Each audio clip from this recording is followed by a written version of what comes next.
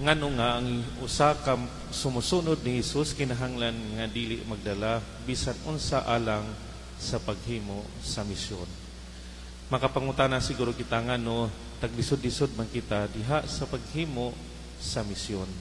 Biskay aron na mahimo nga sayon ang atong buluhaton pero ngano ing animan ang paagi. Adunay tulo ka rason.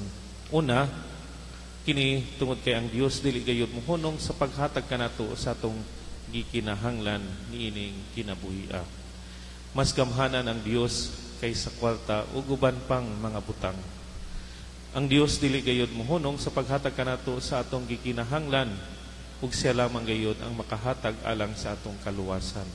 Igo na ang Dios sa mga kakulangan sa atong kinabuhi. Ang kalibutan dili makapatagbaw sa kahingawa sa tao kundi Dios lamang. Ikaduha, kini usa ka tawag sa pagkaiyano o simple. Ang mga luho o butang o mga pribilehiyo kinahanglan dili makababag kanato gikan sa pagsubay sa dalan paingon sa langit. Ang material nga mga butang kinahanglan dili makabalda kanato sa pagtuman sa atong tawag ug pagsalig ngadto sa Dios. Tungod kay ang sobra sa mga yutan-on nga mga kaharuhay ug mga ganti makaapekto kini atong tumong sa pagpangalagad.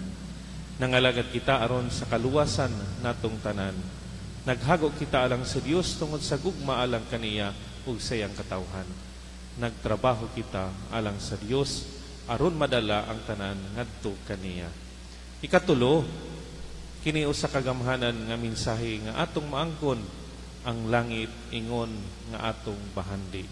Atong isipon nga ang Dios mao nga atong ganti, reward. Ang krus ni Hesus maong dalan sa kahimayaan.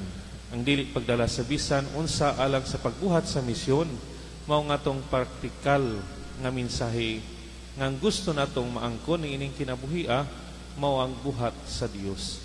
Ang gusto natong maangkon mao lamang ang langit ng mga ganti sa Dios.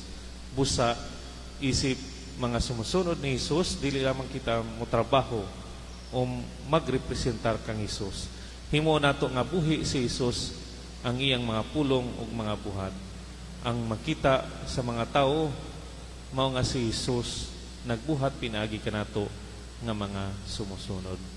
Atong pangutanon karon ang atong kaugalingon giyon sa nato pagpakita pinagi sa atong kinabuhi nga si Hesus mao nga atong bililhon nga kaptangan, ang atong bugtong tinuod nga bahandi niining kinabuhia.